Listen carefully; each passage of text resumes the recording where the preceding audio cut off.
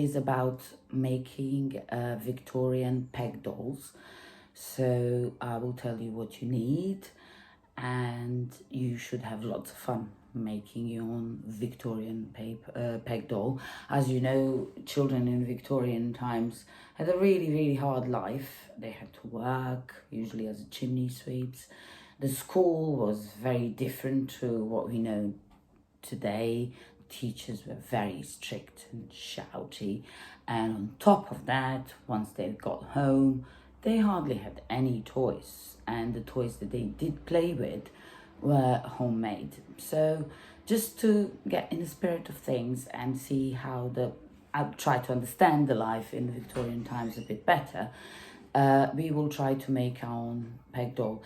You would need for this activity old-fashioned peg if you have one, but if not, do not despair. You could use one of these modern type ones, and you would need some old pieces of material, some glue, all important scissors, pen and paper, and of course, just in case you make a little mistake, rubber might be handy. So what I did earlier to start this off, I didn't take the old-fashioned peg. I got this newer version, and because it doesn't have a round bit at the top, I got the pen and paper, I drawn the face, cut it out, and then glued it on top, just to make sure that our doll is comfortable. I then drawn some underwear, so you could do that if you like.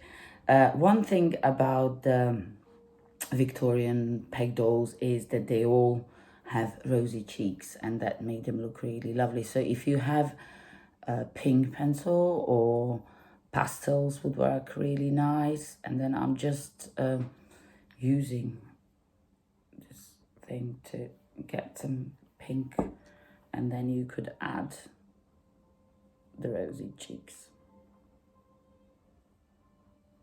Yeah, so there it is. Then you need to think about the dress. I use this lovely material, which basically was the old sock before, so see what you could find around the house. And then I'm going to add some glue. I'm using the brush, but you could use your fingers, that's perfectly okay. If you would prefer not to use glue, you could do that, and in that case your dress, you will have to wrap it around your doll. So look, already looks like that. If you would like your doll to have arms, in that case you would need a little bit of wire, and then you cut that,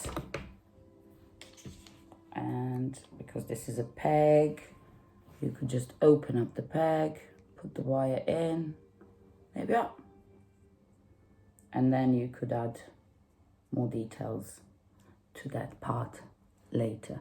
So this is the start, and then really it's up to you to play. You could add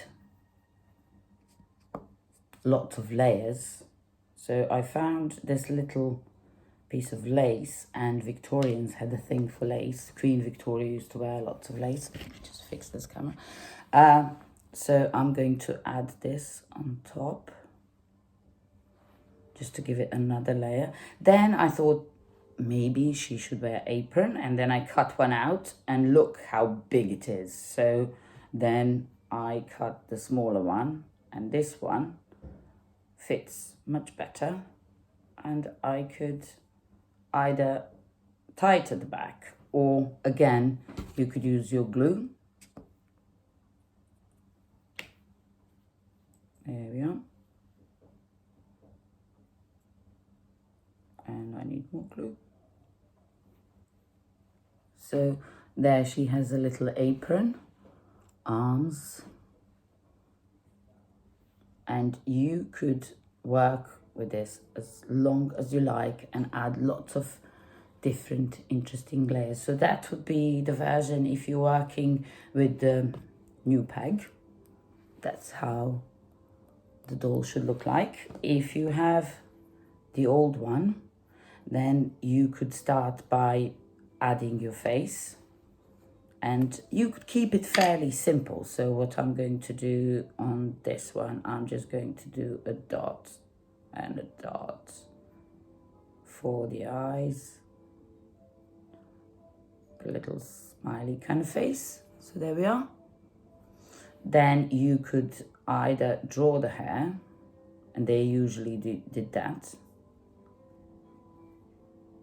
Okay, so it's beginning to look like that. Then again, all important rosy cheeks.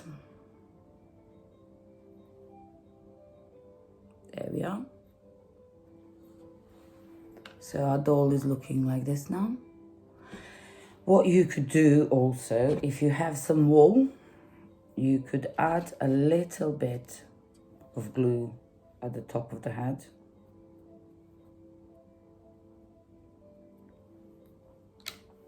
And then you could make your own hair. Oh. And if you think this is, then it should look like this, but this is a lot of hair. You could cut anything that you think it's too much. Another thing in Victorian times, these peg dolls were wearing lots of like a headscarves. So you could find another ribbon that you think is interesting. I'm just randomly picking this one. And then you could put it on top of your hair.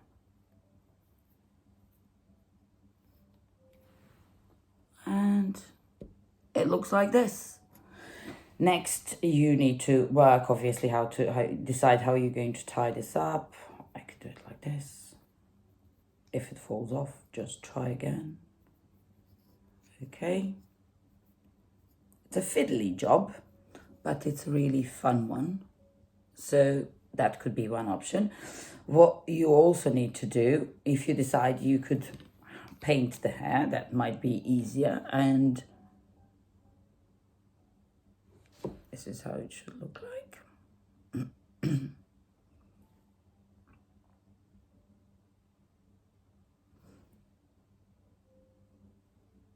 There we are.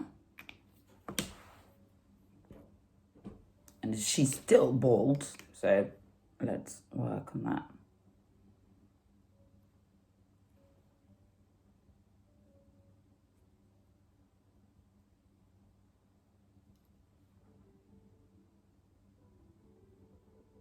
Okay, and then you need to start thinking about the dress again.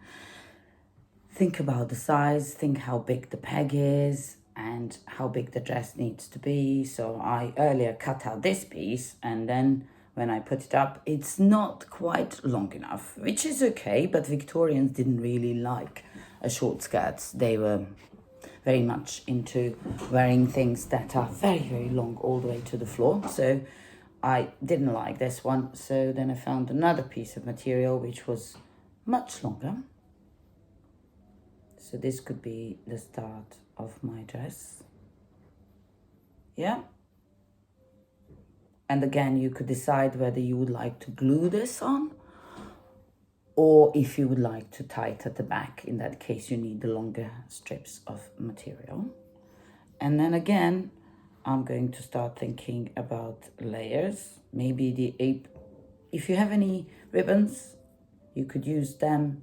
This one has a little bit of wire, so I could use that to help me secure the dress at the top. Okay. And then you could add a little apron, think about all the details that you're going to add, and I hope that you will have lots of fun making your own Victorian peg dolls.